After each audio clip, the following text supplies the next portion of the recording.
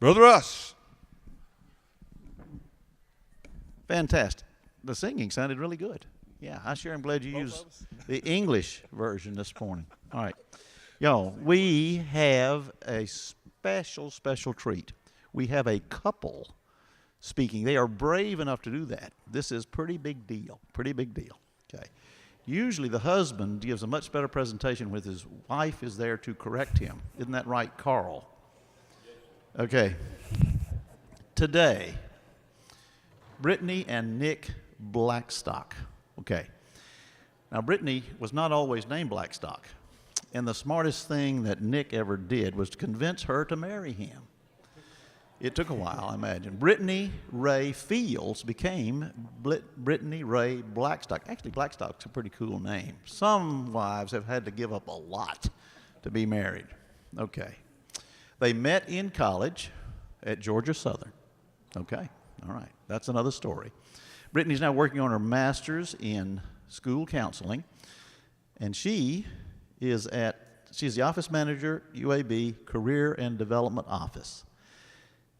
But Nick, graduate school at UAB, Public Health Epidemiology, master's. Sounds pretty cool to me. Right. The biggest thing that's happening in their lives, though, now is they are expecting a new arrival due in October. And I have to say, Nick needs your prayers. He was caught saying the following: childbearing can't be that bad. All I have to do is drive her to the hospital. Please help me welcome the former married couple, Nick and Brittany Blackstock. A hand, please.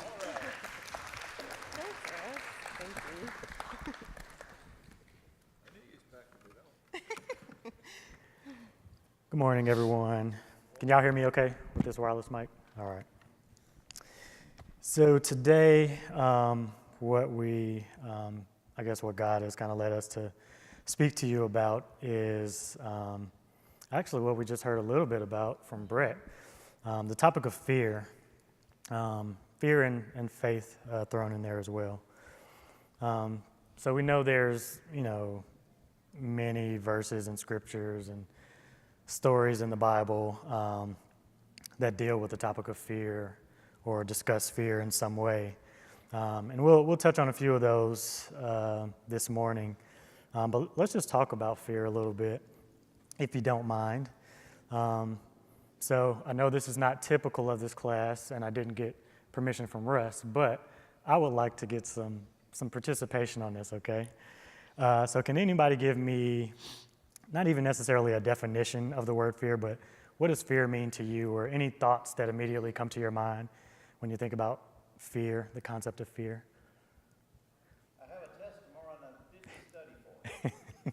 Okay, that works. Anybody else? No pressure. What's the definition? Okay. A fearless group, that's right. Okay, I like that. Being afraid of the unknown. So let's look at what Webster has to say about the word fear.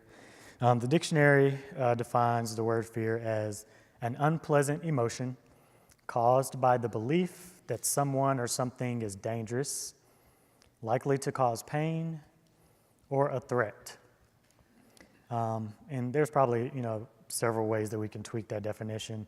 The first time I read through it, I kind of tossed in discomfort into that definition as well. So an unpleasant emotion caused by the belief that someone or something is dangerous, likely to cause pain, discomfort, or is a threat. All right. So kind of to begin here, you've seen me, come and speak to you once before. So I may have told you that public speaking is not something that's on my list of want-to-dos per se. However, I will say that the more that I've kind of let God toss me into this, in a curious way, when I get the opportunity to do so and let God use me in that way, it does kind of end up being therapeutic for me once I sit down and I'm finished, of course. But let's see. So I'm not claiming to be a scholar or anything like that, at least not on the topic of fear. But in sitting and kind of studying and reading about it and writing about it, I believe that facing fear is something that every human has to do at some point in their life. It's something that all of us have encountered and perhaps will encounter at some point moving forward. So some examples, we got a few from the crowd: the fear of the unknown, whether that be, things like a young child being fearful of a clown, which, we don't know why that happens. I can actually recall a time in my life, in my childhood, maybe I was 3 or 4 years old or something like that, having a birthday party at a daycare that, my parents held for me. And they had this clown there at the party for me. Now, I didn't, freak out to the point of tears or anything like that. However, it did make me very uncomfortable as I tossed into my fear definition at the beginning. It made me very uncomfortable with this clown being there. I'd like to think that maybe even as a 3 or 4 year old, that was my rational thinking at that point. And like, this clown doesn't look like my parents or my friends. It's something kind of off about this guy. So I'm gonna, keep my distance a little bit. But let's see, or, you could think about maybe a person being fearful of jumping off of a high dive into a swimming pool. Even if the person can swim, as long as they can feel the bottom of the pool, thinking about, jumping into the deep end of the pool, that's a completely different story. So numerous opportunities or different ways that we can think about fear and what that means in a person's life. There are, as in doing research for speaking this morning, at minimum, hundreds of fears that a person can possibly have. There are websites, if you go looking for that type of stuff, websites dedicated to just listing out the masses of various phobias that people can have. And I just jotted down a few here. Anybody know what gamophobia is? Maybe the men in the room can relate to this one. Gamophobia. It is the fear. Say that again. Fear of X-rays. Not quite. That's. I get how you came up with that. Gamophobia is the fear of commitment. It's real. Not me. I mean, I just came across. No, it's not. No, it's not. Let's see what else we have. Anoclophobia. That's kind of a mouthful. It's the fear of crowds. All right, and then I'll throw out one more here. Xenophobia, which we actually heard the definition earlier. It's the fear of the unknown. Sound familiar? So, let's see. Jesus' disciples, including Peter, they may have experienced a taste of xenophobia themselves. So if you have your Bibles, let's turn to the book of Matthew, chapter 14, and we'll read a little bit here, verses 22 through 33. And I have to get there myself, so give me just a sec.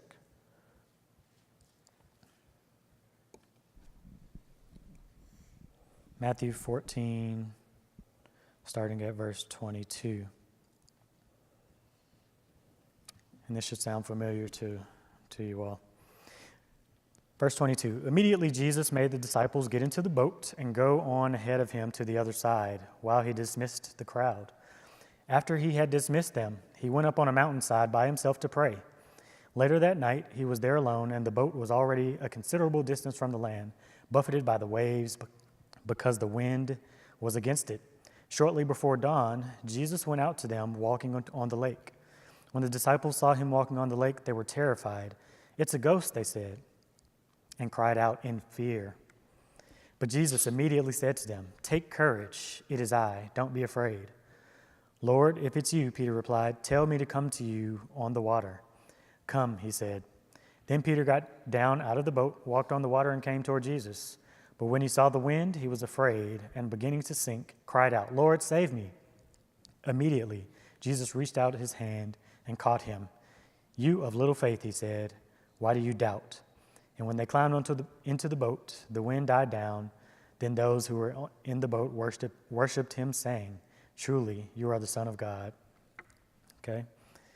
So we can see that all of the disciples who were in the boat, including Peter, even once he had already stepped out, still, had some wavering faith and wasn't quite sure until he obeyed God, or Jesus specifically in this case, to turn that over to him and let him do his work so that he could have his fear dissolved and truly live and act in faith in that moment. Okay, so what about fear based on experience? Can any of you remember touching the hot eye on the stove and how that kept you from doing it again because it hurt? Yes. What about the bad news from the doctor and the sting of that diagnosis? What about the risk of loving your spouse through uncharted territory because you have to be vulnerable? What about the kid that may have failed a critical test and how fearful they now are because it may change the trajectory of their academic career? What about the aspiring lawyer who can't seem to pass the bar and how discouraging that may feel or actually might be? Nick and I can relate to this. What about the couple who experienced a miscarriage 2 years ago at a very low point in their marriage? And somehow, when the opportunity came around again, they were fearful in sharing the good news and celebrating the good things and restoration that God had done for them. So about fear based on experience, because you may know or because you may have felt that God was letting you down. So hypothetically speaking, is it okay to let fear paralyze you from moving forward? Is that what God calls us to do? In the Bible that I read, God says that we are to have life and have it abundantly. John 10:9-10. If I am called to live an abundant life full of joy, I can't do that if I'm fearful of taking the next step, especially because it's hard or because of the past experience. Now that I know disappointments are inevitable, discouragement is truly a choice. So there comes a time when we must choose to lean not into our own understanding. During that time in our marriage, I had no clue that in order to love someone, I had to be willing to be devastated. This means that we had to endure tough conversations, going to counseling, studying God's word, and believing that even through our experience, even though we experienced something so hard and something so scary, that God's intent was never to harm us, but to prosper us and make us, or give us hope for a future in Jeremiah 29:11. So for us, literally crawling out of that hole caused us to take on the adage of no Christian has ever been called to go it alone or walk in his or her faith. Without going into grave detail, in order for Nick and I to heal from that hurt, devastation, and loss, we had to surrender, be honest with one another, and pray and lean on wise counsel within our faith community. Members of both this church community and Trace Diaz, as well as the shepherds and their wives of this church, have walked shoulder to shoulder with us throughout this entire process. And they've helped us out of a pit into a higher landing so that we can now celebrate a healed and healthy marriage as we prepare to become parents later this year. 1 John chapter 4:18 says, "There is no fear in love, because love drives out fear. Because fear has to do with punishment, and no one with fear has made perfect in love." Sorry, the one who fears is not made perfect in love.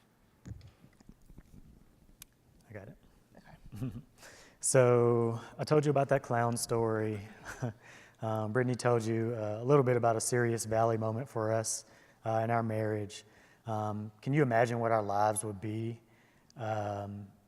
if we lived lives of, as the Bible speaks, "O ye of little faith," and hadn't fully resolving our hadn't trusted in God, thus dissolving our earthly fears.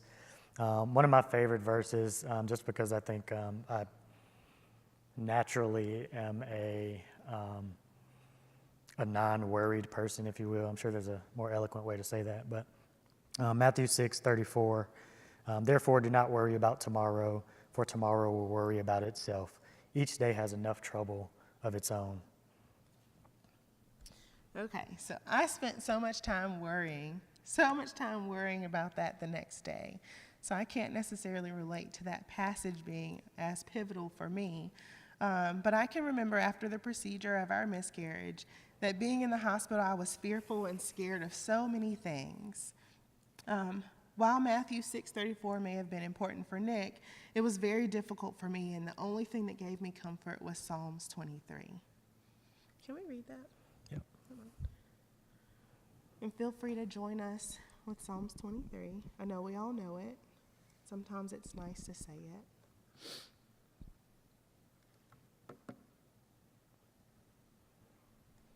The Lord is my shepherd. I lack nothing. He makes me lie down in green pastures. He leads me beside quiet waters. He refreshes my soul. He guides me along the right path for his name's sake. Even though I walk through the darkest valley, I fear no evil, for you are with me. Thy rod and thy staff comfort me. You prepare a table before me in the presence of my enemies. You anoint my head with oil. My cup overflows. Surely your goodness and love will follow me all the days of my life, and I will dwell in the house of the Lord forever. This gave me so much comfort. After waking up and snapping out of the anesthesia, I asked Nick to read that verse to me, or that chapter to me, Psalms 23. And though it didn't change the circumstances, it gave me so much comfort. So in the months that followed, I was able to release fear, let go of anger, and trust that God knows best, and that he was truly walking with, not with, but before us. So I had to really trust that. What if I said that it was too hard to love Nick? Or what if I said it was too hard to press through a discouraging season? That's not what God would have wanted. Just as Brett said this morning, your fear is not God. The love of God changes us. It truly does. There is no fear in love. Love commands because it reflects God's character. And we can't let fear be our booger. All right, guys, and kind of in conclusion here, faith versus fear. There's really no straddling the fence between faith and fear. Either you have faith in God about the situation, or you're fearful of the situation. They can't mix. You can't do both. No amount of protection or so-called safe barriers are going to keep you from hard things in life, but you must have faith that God's got you. You are valuable. You're important. You're smart. Your life is worth living. God does not require us to understand his will. Just obey it, even if it seems unreasonable. The dark moments of our life will last only so long as is necessary for God to accomplish his purpose in us. I'll say that again. The dark moments of our life will last only so long as is necessary for God to accomplish his purpose in us. Trusting God means looking beyond what we can see and having faith. When you have a moment this week, if you would, read Hebrews chapter 11, the faith chapter, and know that without faith it is impossible to please God. For he who comes to God must believe that he is, and that he is a rewarder of those who diligently seek him. So we thank you all for your time this morning. You. Hopefully this was indeed an encouraging word. Thank you. Excellent.